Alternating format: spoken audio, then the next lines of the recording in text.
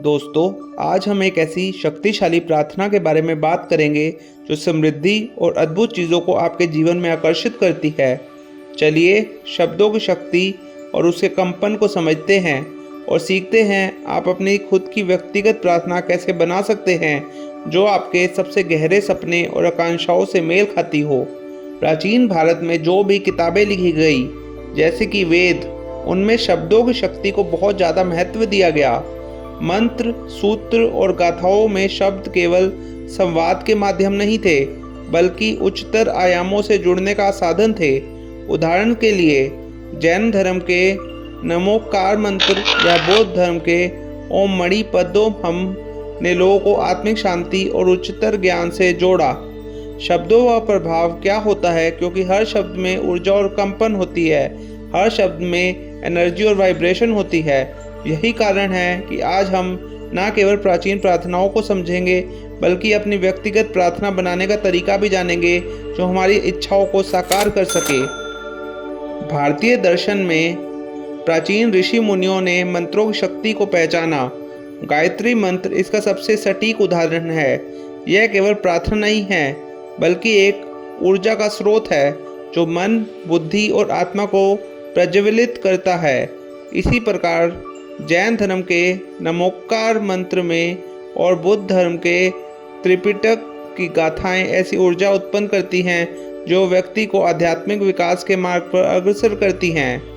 तिब्बती बौद्ध धर्म के ग्रंथों में कहा गया है कि शब्द केवल ध्वनि नहीं है, बल्कि सृष्टि की मूलभूत ऊर्जा हैं। जैसे ओम का उच्चारण ब्रह्मांड की कंपन से मेल खाता है, ओम की साउंड यूनिवर्स की वाइब्रेशन से सिंक्रोनाइज होती है, वैसे ही हर प्राचीन प्रार्थना हमारे अस्तित्व को ऊर्जावान बनाती है।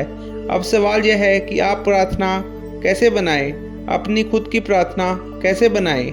आपकी प्रार्थना के 3 चरण हैं। पहला चरण है संबंध। सबसे पहले अपनी प्रार्थना की शुरुआत ब्रह्मांड, परमात्मा या आत्मा के साथ अपने संबंध को स्वीकारने से करें। उदाहरण के तौर पर, मैं ब्रह्मांड के साथ हूँ, मैं उस दिव्य शक्ति का हिस्सा हूँ जो सृष्टि को संचालित करती है। दूसरा चरण है आशय। अपनी इच्छा को स्पष्ट और दृढ़ता से व्यक्त करें, जैसे मैं सफलता की ओर अग्रसर हूँ, सभी समृद्धियाँ मेरे पास आ रही हैं। और तीसरा चरण है कृतज्ञता। अंत में आभार व्यक्त करें, मानो आपकी इच्छा पहले से ही पूरी हो चुकी है।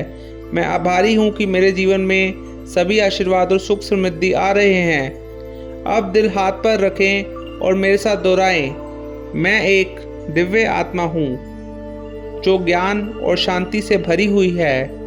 मैं अपने पथ पर सीखते और बढ़ते हुए आगे बढ़ रहा हूँ। दिव्यता हमेशा मेरे साथ है। मैं इस सृष्टि के तारे की धूल से बना हूँ।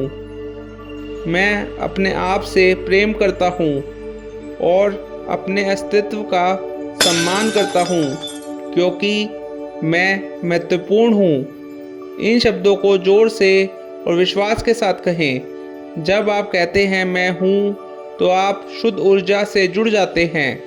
जब आप कहते हैं मैं महत्वपूर्ण हूँ, तो आप अपनी महत्वता और अपनी शक्ति को स्वीकार करते हैं। भगवान महावीर ने कहा था, आपके विचार और कर्म आपकी वास्तविकता बनाते हैं।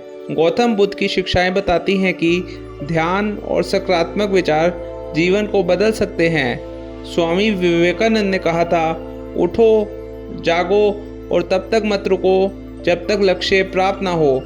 इस प्रकार जब आप प्रार्थना को अपने जीवन में शामिल करते हैं, तो आप अपनी ऊर्जा और जीवन के हर पहलू को बदल सकते हैं। प्रार्थना केवल शब्द नहीं, ऊर्जा का प्रवाह है। जब आप इसे भावना और विश्वास के साथ कहते हैं, तो यह आपको यूनिवर्स की एनर्जी से जोड़ती है।